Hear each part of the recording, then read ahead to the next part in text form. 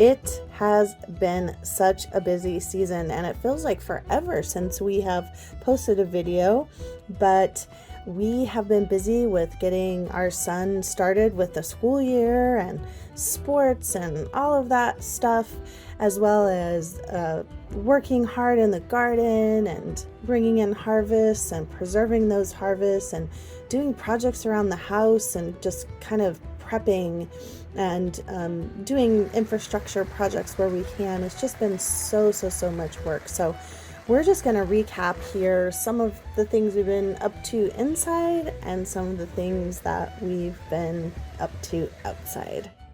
Just getting the last of our beets in. We're going to pickle these and can them. And I'm saving the greens.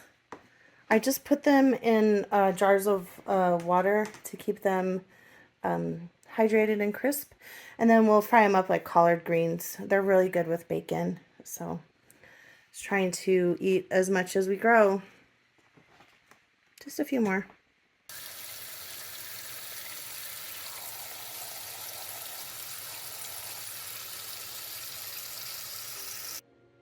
Pretty sure this one's called bull's blood. It's big, so I'll boil it, cut it in half, boil it that way. I think it's important to share too, like the process of a working kitchen. We don't have a dishwasher. So we constantly have dirty dishes coming in, having to wash, going out, figuring all that out. And we have things coming in from the garden. Yes, it's messy, but we're preserving a lot too. We have cowboy candy and cowboy candy syrup.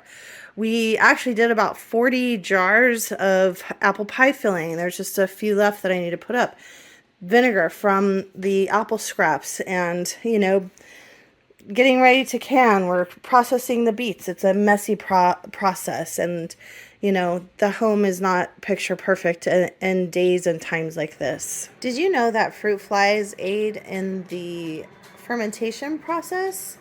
I'm not sure exactly how, but they do. And here they are on the tops of our apple cider vinegar project. They would love to get inside, of course. They seem to be favoring this particular jar as opposed to these jars, and I don't know why. Interestingly enough, fruit flies don't just eat or get involved in fruit. Their favorite treats seem to be citrus fruit, especially lemons, but also meat and grease. Yes, they will eat grease. They will lay their eggs and their maggots will live in grease. It's very, very traumatizing, but I didn't know that until I forgot some grease in a grease trap on the stove. Yes, they will. But they are our friends and they will help us even if they are annoying. They serve a purpose. So here we have our different basketry willows. This is the first season, and these were just put into the ground without roots. Just put the sticks in the ground. They developed roots. Doing quite well. If you look down here, you can see that there's a mass of different willow branches coming out. And I've planted these pretty close together because these are all going to get coppiced every year. We got a number of different types.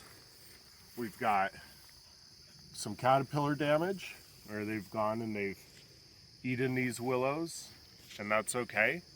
We want to do fair share, feed the insect population as well. And what I plan to do is when these go dormant again and I coppice them, I'm going to continue to expand this willow project this way and over this way on the side of this hill and continue to put in more willows. It appears that these have worked pretty well to keep the deers off, or maybe it's just that we have more tasty plants the deers like to eat, like our mulberry trees. But we're just gonna keep expanding these. It's just amazing the growth. Look at this. Grew taller than me. This is one season from a willow stick pushed into the ground. No care whatsoever. And there you go. He's 6'2", by the way. And we're also, in addition to baskets, we're going to make like fencing, like woven fences if we need them from the willows. So here I've started going and tossing down a lot of cover crops in this space. We've had a lot of nitrogen tie up in the ground due to the wood chips. It's not necessarily been the best thing for the trees this year.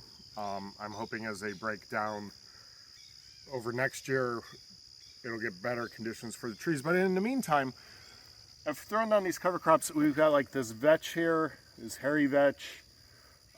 We've got buckwheat. We've got clovers in the system. We've got just some winter rye. This is all going to die with the frost, but it's creating biomass. It's working at pulling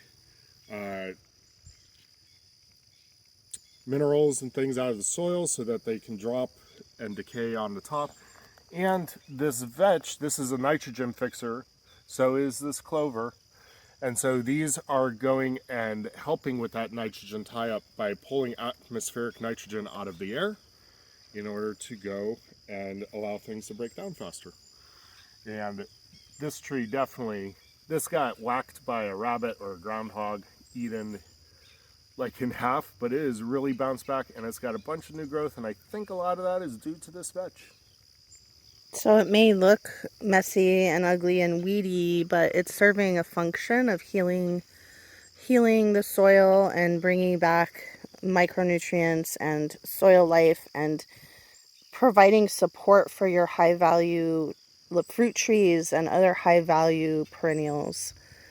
So permaculture may look messy and like nobody cares, but there's a method to the madness, and that is to have year-round perennial food locally and healthily. So these are not even first year hugel beds. We put these in July. Hugel culture beds. They've got a layer of wood chips. They got subpar soil on the top. But we went and we put in a bunch of beans and other things, and we are getting a yield off them. Yeah, that's a nice long bean there. We're still getting a yield off them for not being quite ready yet. You can tell we got a lot of fungal activity going on. I don't know if you can see these different mushrooms that are popping up in the beds. Sort of, yeah. And because of all of that activity, we know this bed is especially full of mushrooms. You can tell that they are breaking down all these different wood chips and things.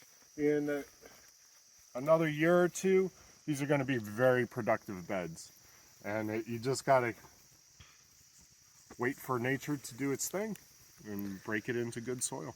So by doing this method, even though the first year it's not maybe the best, you're getting a yield, but it's not the best yield, you are cutting out all the corporate inputs or having to go to the store and purchase inputs and like fertilizers, for example, for your bed. So you're creating a system that is a self-looped internal local system of fertility. Is it just me, or beans and pea flowers just so pretty? So pretty. I've had a really good bean harvest this year. Let's see if I can get it to focus. There we go. Nice. And then all down the fence they're growing, just lots of them. And the more you pick, the more you get. All right, today's harvest, variety of squash, winter squash that we will harden off and preserve for eating through the winter. And then zucchinis, of course, and that monster over there we found. So just trying to take in our harvest and preserve as much as we can from the garden since it's harvest time. This is or I should say our rose, beginning of our rose hedge. And we just bought these roses at Tractor Supply. They had a sale, so they're just regular roses, nothing, they're beautiful, but they weren't like specialty or, you know, bougie roses or by any means. They've all taken off so well. And my goal is to have it sort of just like this wild rosy hedge. I don't know. I think it'll be really pretty. And yes, we do contend with Japanese beetles and deer, but so far so good. One of the things I'm doing here is got some old rotten cherries. So I'm gonna go and just put these in these soil bags, move them around.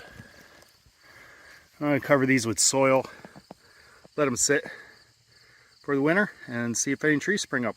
And if they do, well, I won't know what variety actually they are, but I can always use these for rootstock and graft on known varieties. First round of garlic planting this year. We went and we got about 3 pounds of garlic cloves in here.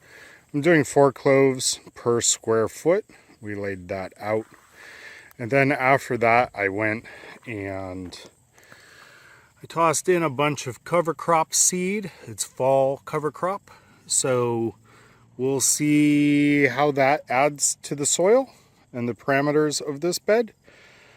And I'm going to dedicate both of these, what I call my dryland beds, because these have no easy irrigation source besides the rain. These are all going to become garlic beds. So this one we'll do tomorrow.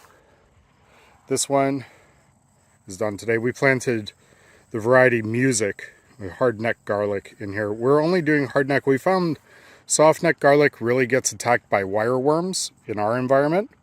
Hardneck garlic seems to not have that happen. So we're gonna stick with the hardneck garlic and hopefully we end up with a great haul. They do fall off, don't they? Mm-hmm.